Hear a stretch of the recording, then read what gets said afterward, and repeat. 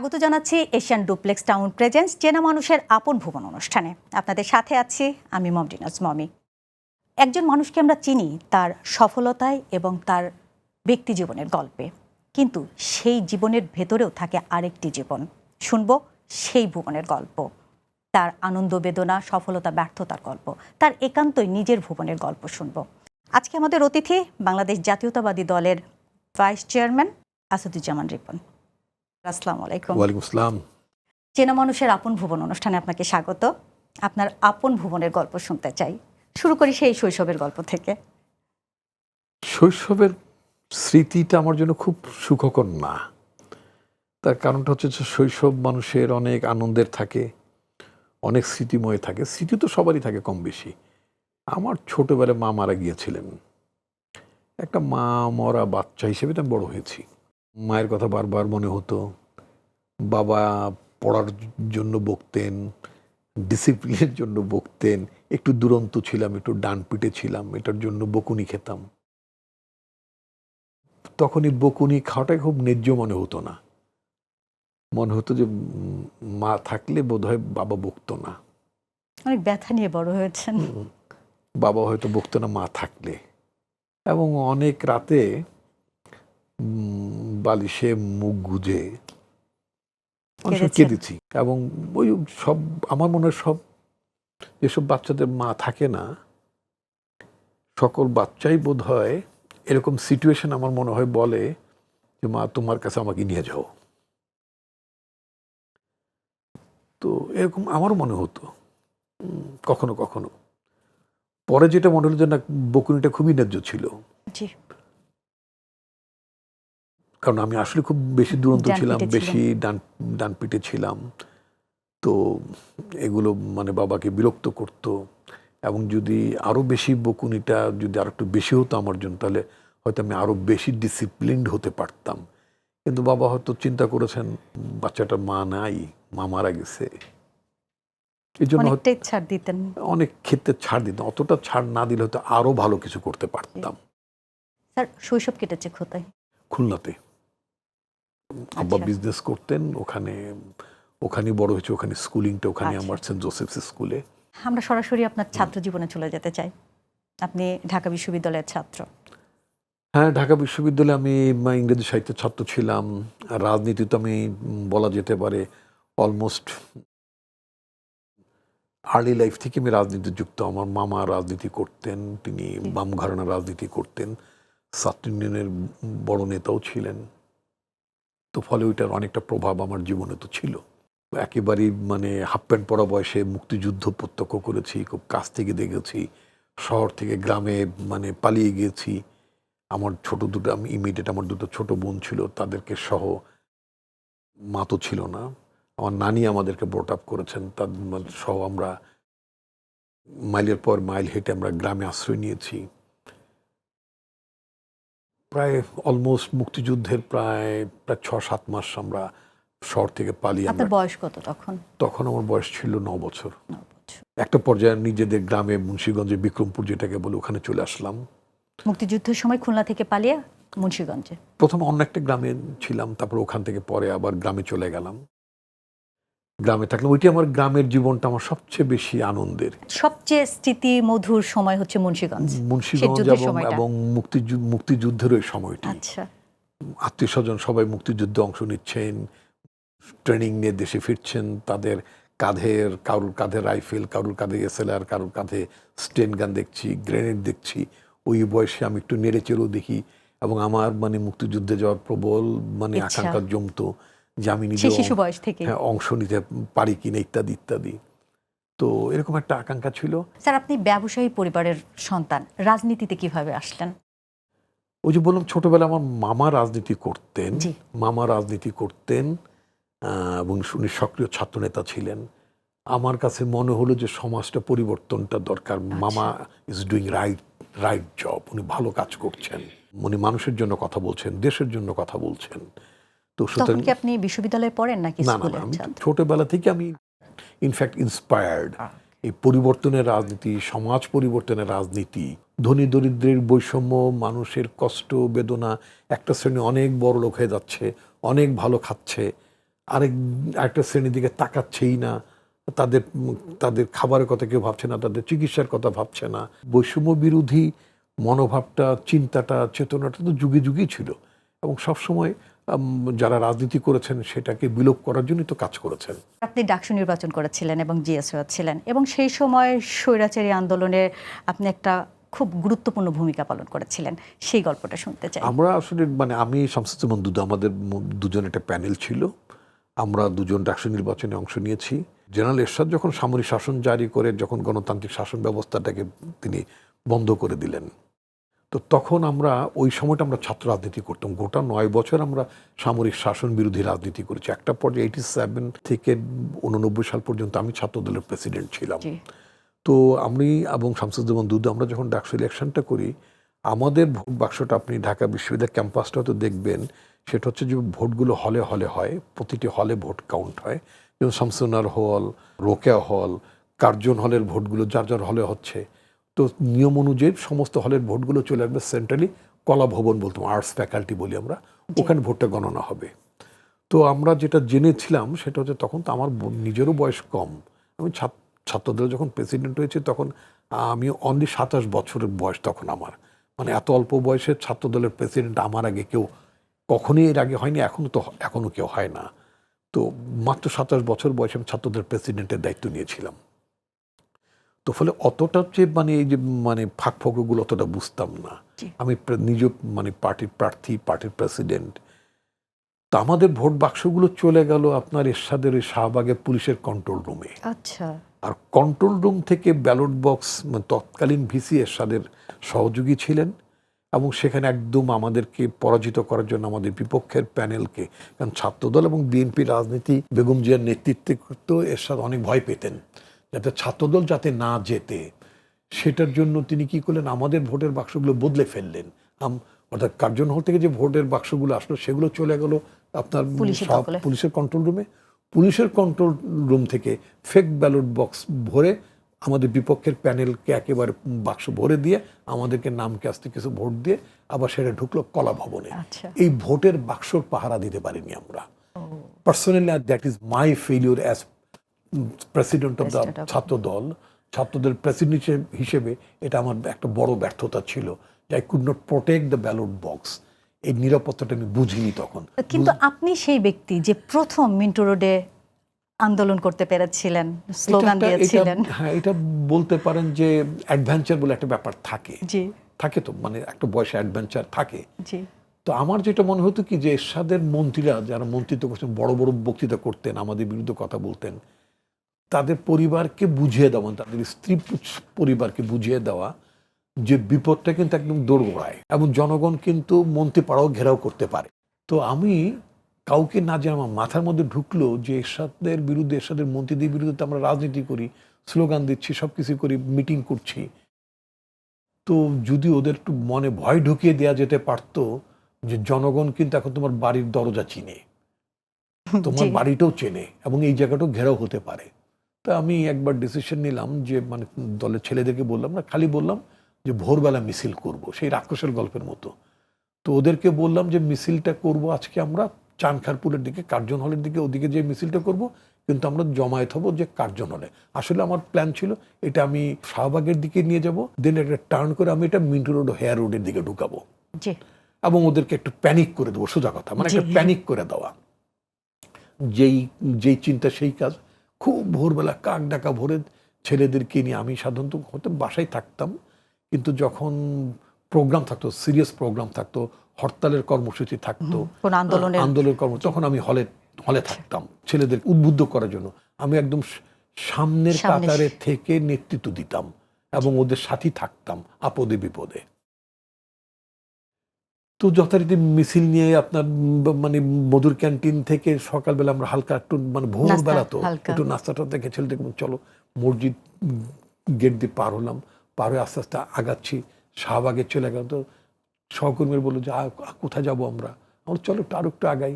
আগাতে আগাতে যেহেতু আমি সামনে থাকছি, নেতৃত্ব দিচ্ছি, প্ল্যান আছে, ডানের টার্ন নিয়ে স্ট্রেট ঢুকে পড়লাম মিন্টু রোডে।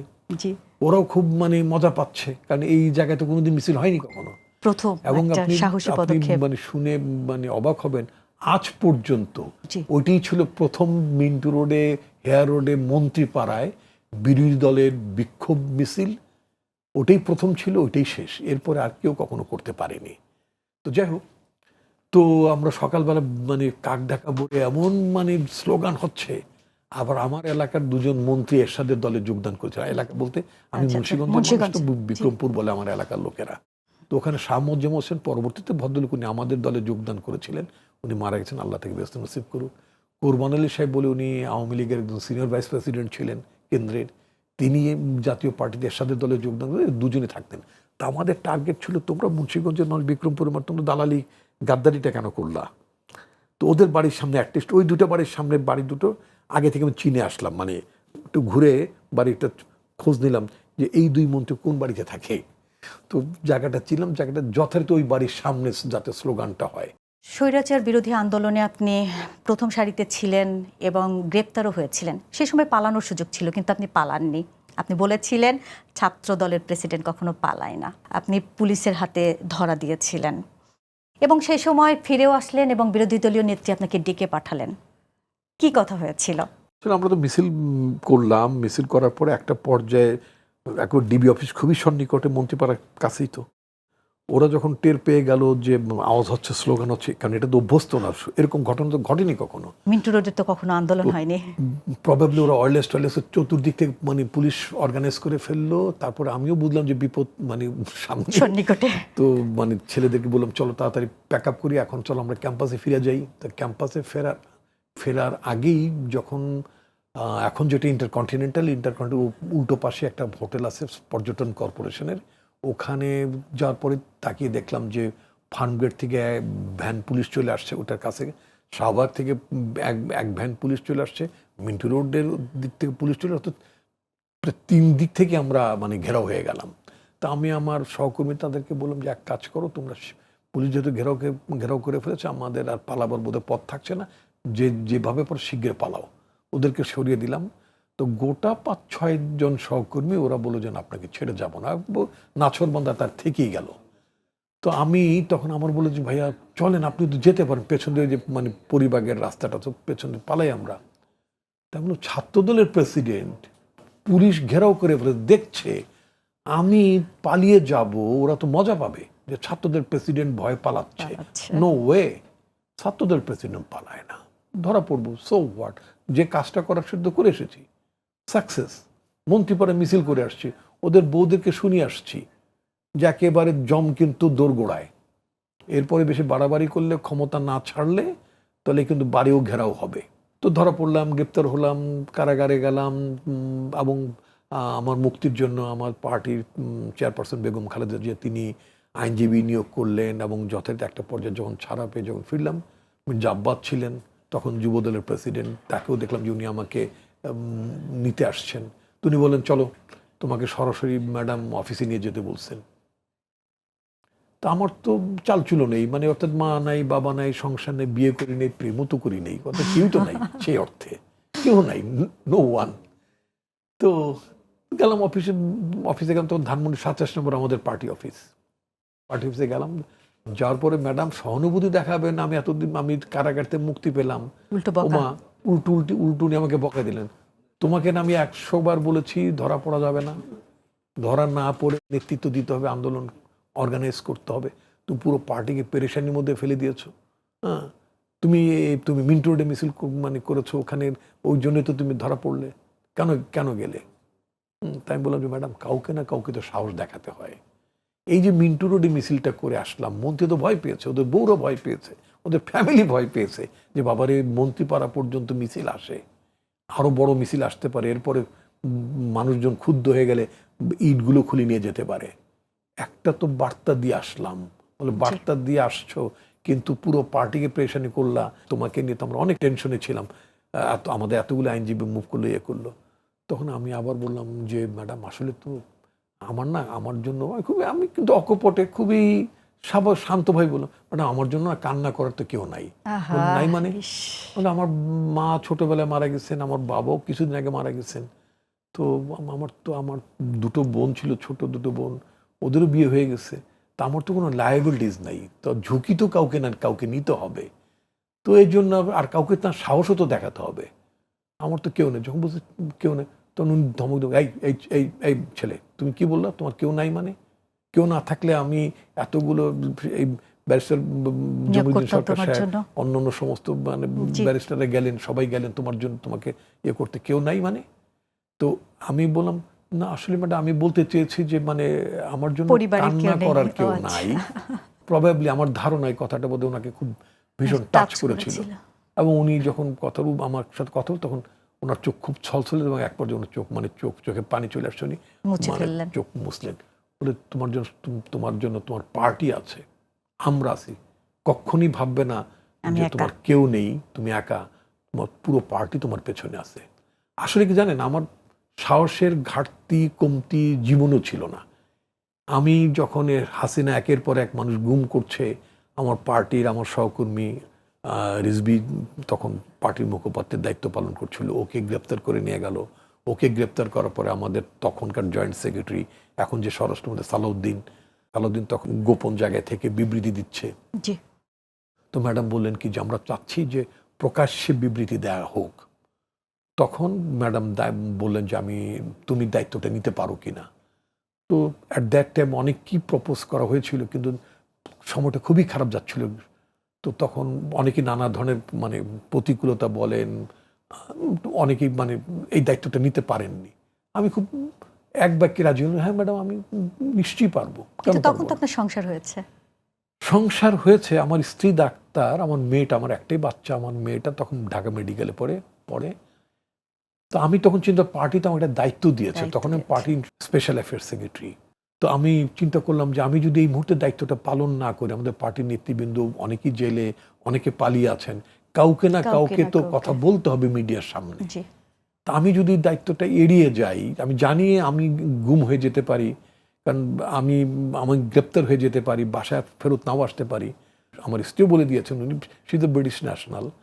তো উনি বললেন কি যে তুমি যদি না পারো তো তুমি ওদিন দায়িত্ব ত্যাগ করে চলে এসো, বাট এখন যেহেতু তোমার পার্টি ক্রাইসিস আছে, ডোন্ট লিভ, এখন দায়িত্ব ছাড়বে না, এখন তোমার উচিত হবে দায়িত্বটা পালন করতে। তা উনি বললেন যে আমি সামলে নেব সংসার, তোমার চিন্তা করার দরকার নেই। আর আমার তো সাহসের ঘাটতি নাই। তা আমি বললাম যে ঠিক আছে ম্যাডাম, পারবো। তো ম্যাডাম আমার স্ত্রীর এই কথা শুনে উনি খুবই অ্যাপ্রিসিয়েট করলেন, এবং আমি দায়িত্ব নিলাম। আমি দায়িত্ব নেওয়ার 6-7 দিন পরে সালাউদ্দিন গুম হয়ে গেল। তার মানে এরকম গুম আমিও হতে পারতাম। আমি সব জেনে বুঝে, ইভেন নট অনলি দ্যাট, এই যে শেখ হাসিনা পালানোর আগে এই যে পার্টি অফিসটা অবরুদ্ধ ছিল, বিএনপির কেন্দ্রীয় অফিসটা অবরুদ্ধ ছিল, তারেক রহমান আমাকে লন্ডন থেকে বললেন যে please go and take the control of the party অফিসের আপনি যান এবং পার্টি অফিসের কন্ট্রোলটা নিন। তালা ভেঙে তো আমি হাসিনা থাকা অবস্থায় এই বিএনপি অফিসে আবার আমি মানে দখলে নিলাম, অর্থাৎ আমি দায়িত্ব নিলাম, মিডিয়ার সাথে কথা বললাম, যদি শেখ হাসিনা যদি 5 তারিখের পতন না হতো কোনো কারণে, কারণ এরশাদের আমলে আমরা কিন্তু বারবার পতনের জায়গায় নিয়ে যেতাম, আবার ব্যাটা ঘুরে দাঁড়াতো। যদি আল্লাহ না করে যদি কোনোভাবে হাসিনা ঘুরে দাঁড়াতো, তাহলে আমি যে পার্টি অফিসে তালা ভেঙে ঢুকলাম, বড় বড় বিবৃতি দিলাম, কথা বললাম, মিডিয়ার সামনে কথা বললাম, তাহলে আমার অবস্থাটা কি হতো? তাহলে তো আমি তো সবচেয়ে বড় ভিকটিম হতে পারতাম। আমি সব কনসিকুয়েন্সগুলো জানতাম যে কি হতে পারে। কিন্তু আমি মনে করেছি যে পার্টি এখন দুর্যোগের মধ্যে, এত মানুষ প্রাণ দিয়েছে, কারাগারে আছে, তো সেখানে আমি আমার নিজের জীবনটাকে বাঁচানোর জন্য কাপুরুষের মতো পেছনে পালিয়ে থাকবো, এটা তো আমার লাইফ না। আর আমি ছোটবেলা থেকে ভেতরে বোধহয় পুরোটাই কলিজা, সাহসে কোনো মানে কমতি নেই।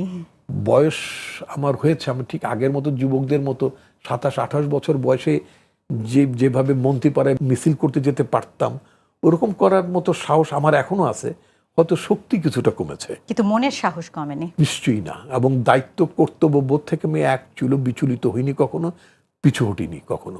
অনেকবার জেল খেটেছেন, কারাগারে গিয়েছেন, সেই অভিজ্ঞতা যদি শেয়ার করতেন। একটা অভিজ্ঞতার কথা বলবো, সর্বশেষ যখন শেখ হাসিনা আমলে যখন আমাকে গ্রেপ্তার করা হলো, তখন আমি বেশ অসুস্থ ছিলাম, একটা মেজর অপারেশন আমার শরীরে হয়েছে, এবং আমার কিছু রেস্ট্রিক্টেড লাইফস্টাইল ছিল আর কি, বিশেষ করে খাওয়া দাওয়া বিশ্রামের ব্যাপারে। তো আমি আদালতে তো অনেক মামলা, জামিনেও ছিলাম হাইকোর্টে। আমার এই গ্রাউন্ডে হাইকোর্ট আমাকে জামিন দিয়ে রেখেছিল। একজন বিচারক আছে এখন হাইকোর্টের বিচারক, ম্যাডামকে অনেক জ্বালিয়েছেন তিনি, মিথ্যা মামলায় তিনিও অনেক ঝামেলা করেছেন।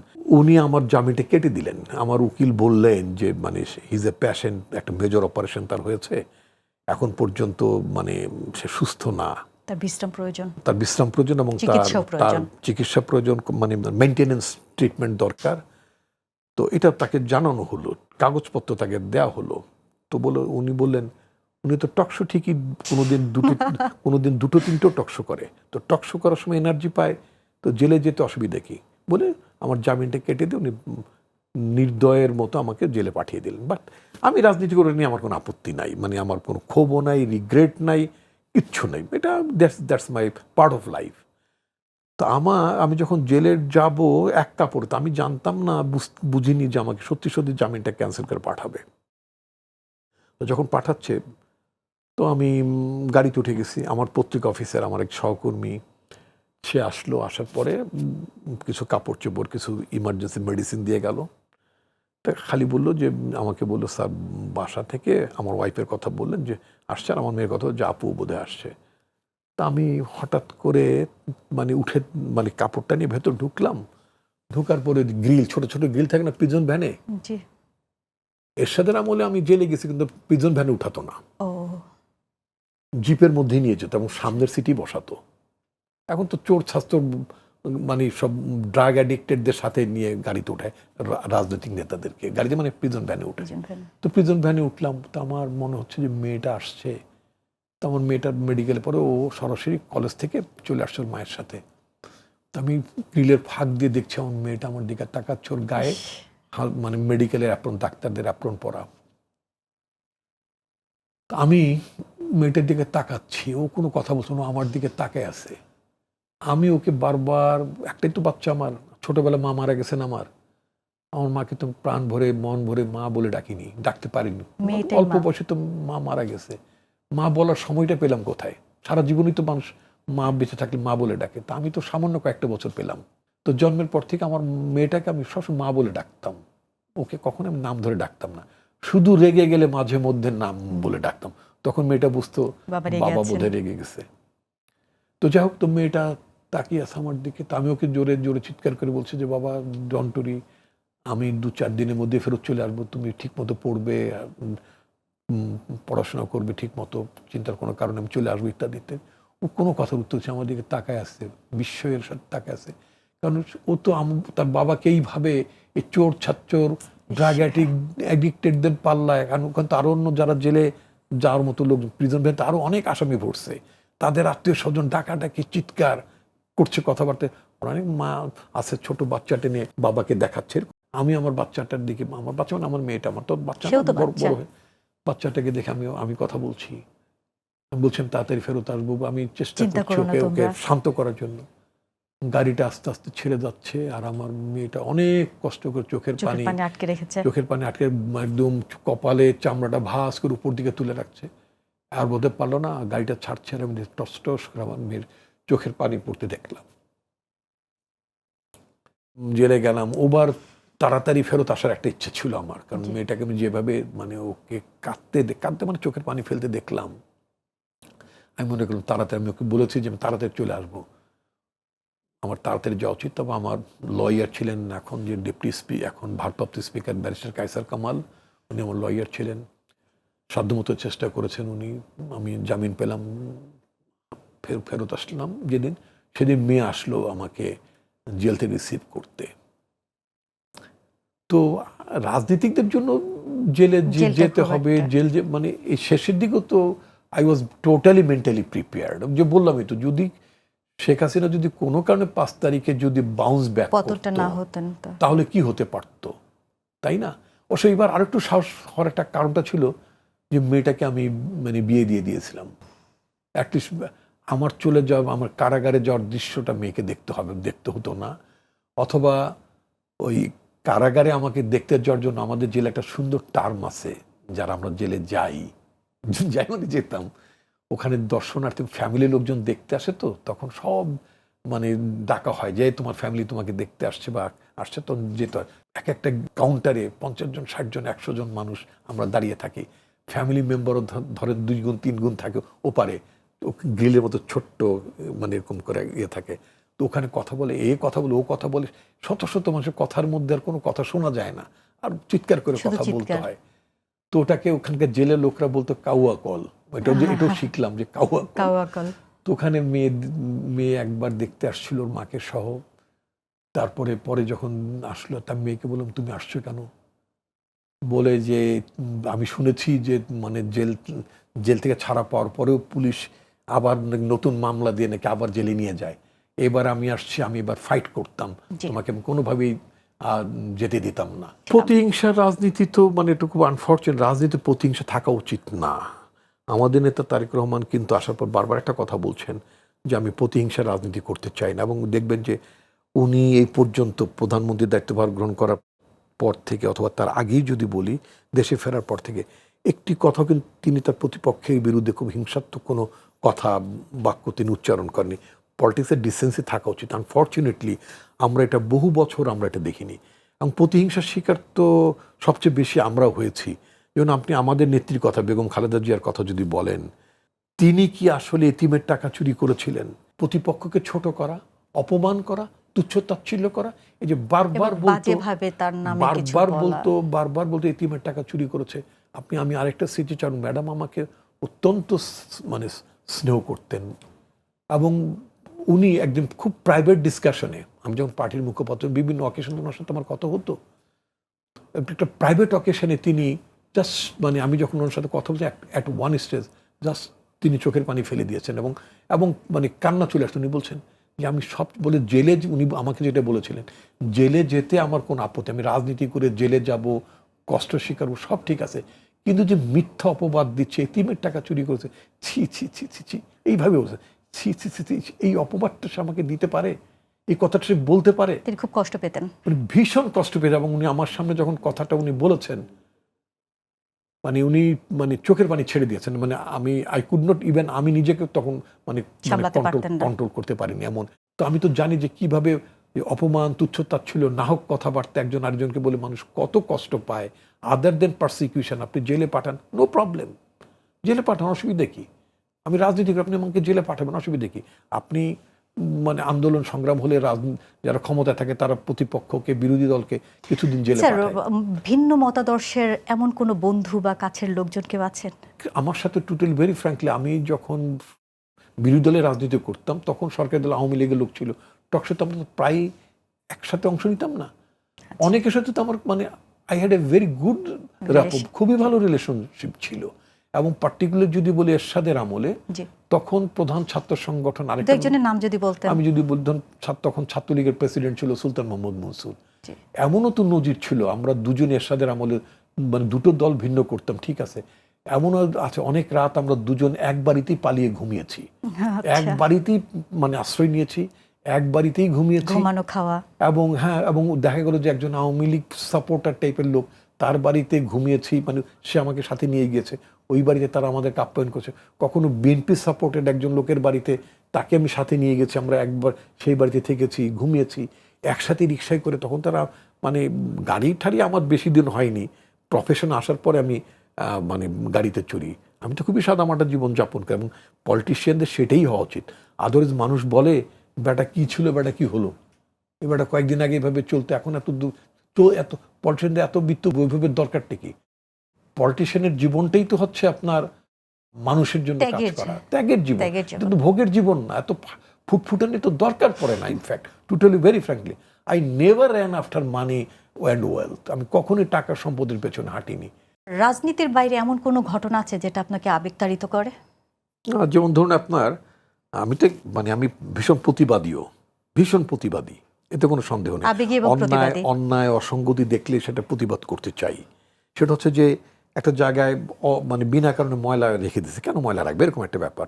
যেমন আপনি ফুটপাতের পাশ দিয়ে আপনি এখন ইদানিং একটা ভ্যান নিয়ে মানে তরকারি বিক্রি করে, ফল বিক্রি করে, তা রাস্তার একটা যদি 1/3 যদি আপনি ভ্যান দিয়ে আটকে রাখেন, ফুটপাতটাও দখল করে রাখলেন, তাহলে আপনি চলবেন কিভাবে, গাড়ি ঘোড়া, মানে এইটা নিয়েও অনেক সময় অযথা অসঙ্গতি দেখে প্রতিবাদ করতে ইচ্ছে করে। তো একবার আমি দেখলাম 1996 সালে বিএনপি সরকার বিদায় নেবে, প্রায় টার্মটা শেষ হয়ে যাবে। হঠাৎ করে কিছু সরকারি কর্মকর্তা, কিছু সচিব, তারা আপনার মিটিং টিটিং করা শুরু করলেন এবং জনতার মঞ্চ নামে তার একটা মানে প্রোগ্রামে, আওয়ামী লীগ আয়োজিত একটা প্রোগ্রাম, তৎকালীন মেয়র মোহাম্মদ হানিফ সাহেব উনি একটা জনতার মঞ্চ করতেন। সেখানে এই সরকারি কর্মকর্তারা মানে মঞ্চে উঠে সব সংহতি প্রকাশ করা শুরু করলেন, তারপরে বিবৃতি দেওয়া শুরু করলেন। আমি চিন্তা করলাম যে আচ্ছা, সরকারি কর্মকর্তা হিসেবে this is not their job, they can do it. তো আমি চিন্তা করি এটা একটা প্রতিবাদ করা উচিত।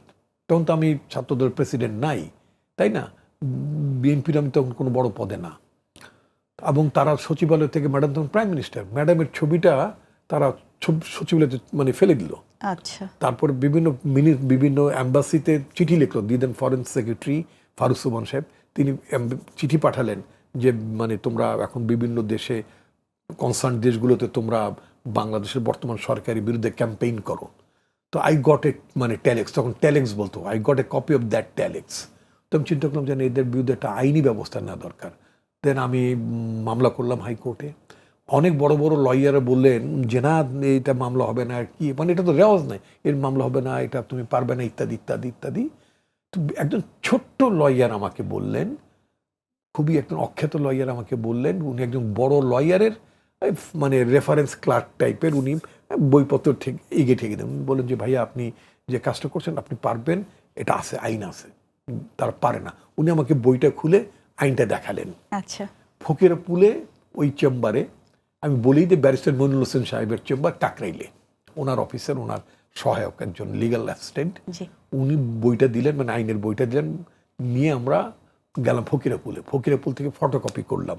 ফটোকপি করার পরে মানে পরের দিন এটা করব, খন্দকার মাহবুবউদ্দিন আহমেদ, উনি ম্যাডামের আইন উপদেষ্টা, ওনাকে বললাম যে ওরা এই কাজগুলো করছে, এটা তখন ম্যাডাম প্রাইম মিনিস্টার, তো এটা তো প্রতিবাদ হওয়া উচিত, এটা আইনি ব্যবস্থা নেওয়া উচিত। উনি বললেন এটা আইনে হবে না, ইত্যাদি ইত্যাদি। তাহলে আইনে হবে না কে বলছে? 100 বার আইনে হবে, কেন হবে না? তারা কি এটা সরকারি কর্মকর্তা হিসেবে তো এটা পারে? এটা তো তারা সার্ভিস রুল ব্রেক করছে। আসলে উনি ইনফ্যাক্ট মানে মামলাটা করতে চাননি। তখন আমি কাগজটা বের করলাম, এই যে এই ধারার মধ্যে আছে। তখন আমি বললাম দেখেন, আপনি যদি না করেন মামলাটা, since you are the legal adviser, আপনি ম্যাডামের লিগাল অ্যাডভাইজার, আপনি যদি না দাঁড়ান, তাহলে তখন উনি এমপিও আছেন, আপনি যদি না দাঁড়ান তাহলে আমি দাঁড়াবো, আদালত আইন আছে যে আমি আদালতের পারমিশন, আই ক্যান টক, আমি কথা বলবো। এবং আমি বলি, কিন্তু এই যে শেখ হাসিনার আমলে আমি আদালতে বহুবার আমি নিজে কথা বলেছি। তখন আমি বললাম যে আমি করবো। তখন উনি এক পর্যায়ে উনি যখন দেখলেন যে আমি ডিটারমেন্ট করবো, তখন উনি মানে রাজি হলেন। আমার ওই মামলায় মানে একটা ঐতিহাসিক রায় ছিল। তখন দিদেন প্রিন্সিপাল সেক্রেটারি, খেয়াল করবেন, প্রাইম মিনিস্টার প্রিন্সিপাল সেক্রেটারি থেকে শুরু করে মহিউদ্দিন খান আলমগীর তখন সচিব, এরকম 18 জন সচিব এবং ঊর্ধ্বতন কর্মকর্তা, দিদেন ঢাকার ডিসি, উনি পরে সচিব হয়েছিলেন, মারা গিয়েছেন ভদ্রলোক, এরকম অনেকে 18 জন বড় বড় টপ আমলা, এবং এদেরকে অনেকে সিএসপি বলা হতো আর কি, মানে এক্স সিএসপি এরা, এদের বিরুদ্ধে মানে ঐতিহাসিক একটা রায় দিয়ে দিল হাইকোর্ট, মানে একটা রুল দিয়ে দিল যে আগামী 10 দিনের মধ্যে এদের উত্তর দিতে হবে, এবং রুল নিষ্পত্তি না হওয়া পর্যন্ত এরা সকল প্রকার সরকারি দায় দায়িত্ব থেকে অব্যাহতি পাবে, মানে they can't discharge their responsibilities. এখন তো মানে ওরা দায় দায়িত্বে থেকে অব্যাহতি পেয়ে গেল। 10 দিন পরে ব্যারিস্টার আমিরুল ইসলাম সাহেব ওদের পক্ষে দাঁড়ালেন, দাঁড়াবার পর রুল ভ্যাকেটেড হলো, বাট তারা নির্বাচনের দায়িত্বে আসতে পারবেন, এই মর্মে নির্দেশ দেওয়া হলো। এখন এরপরে নির্বাচন তো আওয়ামী লীগ পাশ করে গেছে। আমি যার বিরুদ্ধে মামলা করেছি, one of the secretary, at that time he was secretary for jute ministry, উনি হয়ে গেলেন হোম মিনিস্ট্রির সেক্রেটারি। চিন্তা করেন, আমি একজন আমলার বিরুদ্ধে মামলা করেছিলাম, উনি ছিলেন নার্কোটিক্স ডিপার্টমেন্টের ডিরেক্টর। এই ভদ্রলোক শেখ হাসিনা পাওয়ারে আসার পরে he became the chief of the detective branch, ডিবিতে, এরকম আরো সব গুরুত্বপূর্ণ জায়গায় চলে গেল। আমার জন্য তো মহাবিপদ। হ্যাঁ, মানে আমার তো এখন যায় অবস্থা, তাই না? স্যার, আপনার আরেকটি ভালোবাসার জায়গা হচ্ছে পত্রিকা, সেটি শুনবো, আপনার ভালোবাসার জায়গার গল্প শুনবো, সাথে আমরা জানতে চাই আপনার অবসর কিভাবে কাটে। অবসর তো সেইভাবে না, মানে আর সেটা একটা পার্ট করে নিয়েছি। সেটা হচ্ছে এখন বর্তমান অবসরের মধ্যে একটা অন্যতম হচ্ছে যে সন্ধ্যার পরেই মেয়ে থাকে বাইরে, সন্ধ্যার পরে মেয়ের সাথে একটু কথা বলা, অথবা মেয়ে ফোন দেয়, ওর সাথে একটু কথা বলা, তারপরে আপনার একটু পড়াশোনা, তারপরে টকশো থাকে, আর টকশোতে আমি হঠাৎ করে হাজির হই না, আমি একটু হোমওয়ার্ক করা পছন্দ করি। হোমওয়ার্ক করে তারপরে আমি টকশোতে যেতে চাই, কারণ সেখানে তো মানুষ কথা শুনতে চায়, বলতে চায়। আর কন্টেম্পোরারি ইস্যুজ অথবা একেবারে কারেন্ট অ্যাফেয়ার্স নিয়ে যখন কথা প্রশ্ন করে, তা আমি যদি সেটার ব্যাপারে যদি একেবারেই যদি মানে আনএওয়ার থাকি, তাহলে দর্শকরা কি ভাববে, সেজন্য একটু পড়াশোনা করে যেতে চাই। আর সবচেয়ে বড় হলো যে টকশো থেকে তো টাকা দেন তো আপনারা, তো টাকাটাও তো হালাল করা উচিত, তাই না? একেবারে বোগাস কথাবার্তা বলা ঠিক না, একটু প্রস্তুতি নিয়ে যাওয়া উচিত। ওটা করতে যে পড়াশোনা একটা ভালো কন্টেম্পোরারি অবসরে আপনি পড়াশোনা করেন, কন্টেম্পোরারি ইস্যুস নিয়ে পড়াশোনা করতে, তারপরে আমার মানে পত্রিকা, যেহেতু আমি পত্রিকা আছে, পত্রিকার ইস্যুগুলোতে কি যাওয়া উচিত, এগুলো প্ল্যানিং থাকে, তাদের নিয়ে কথা বলতে হয়। সেই অর্থে অবসর যে খুব একটা পাই তা না। তারপরে পার্সোনাল ফ্যামিলি লাইফ তো থাকি, তাই না? আত্মীয় স্বজনকে মিট করতে, এবং যদি বলি যে এটা নাই, থাকা উচিত না, তো এটা অন্যরা ভালো বলবে না। এমনও আমি আপনাকে বলি, অবসরটা কি, যে অন্যরকম বাসায় গেলাম, এখন তো আমরা দুজন, আমি আর আমার স্ত্রী।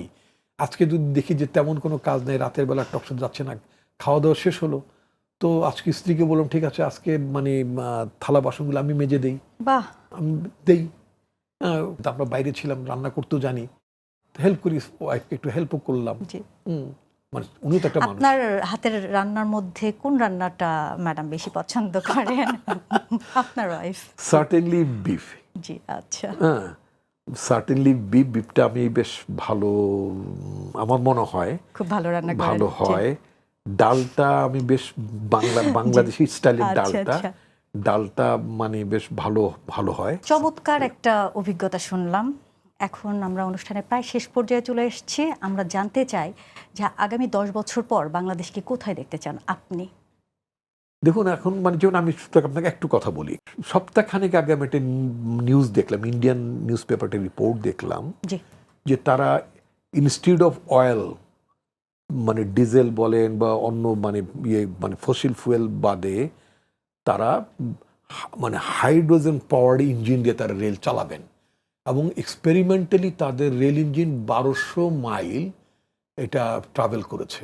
আমার মাথার মধ্যে ঢুকলো, তেল তো আমরা উৎপাদন করি না, যে গ্যাসটা আমরা ন্যাচারাল যে গ্যাসটা আমাদের এখানে আছে সেটারও তো অফুরন্ত না, এমনি তো ক্রাইসিস, অলরেডি এলএনজি আমরা আমদানি করতে হয়, এবং এই হরমুজ স্ট্রেইটের মানে আপনার যেই মানে ইরানের উপর যে ঝামেলা হচ্ছে, আমেরিকা যে অ্যাগ্রেশনটা করলো, সেটার কারণে হরমুজ স্ট্রেইটে ওদের সিকিউরিটির জন্য ওরা যে এখানে কন্ট্রোল করছে, তাতে করে যে ঘুরিয়ে আমাদের যে তেলটা জ্বালানিটা আনতে হয়, পার লিটারে আমাদের 9 টাকা বেড়েছে।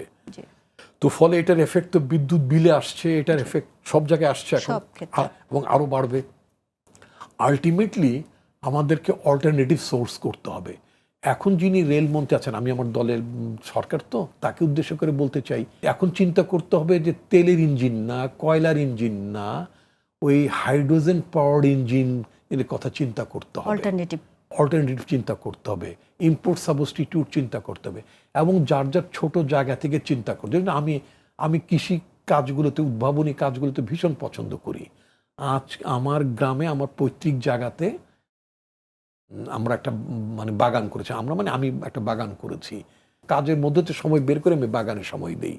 সেখানে আমি আপনার একটা আঙ্গুরের বাগান করছি, মিন হলে এত বড় হয়ে গেছে, এবং আগামী ফেব্রুয়ারিতে আমরা হারভেস্ট করব। এই বছর আমরা এক্সপেরিমেন্টালি আমরা মানে আঙ্গুর চাষ করেছি, এবং এটা স্বাদ মিষ্টি হয়।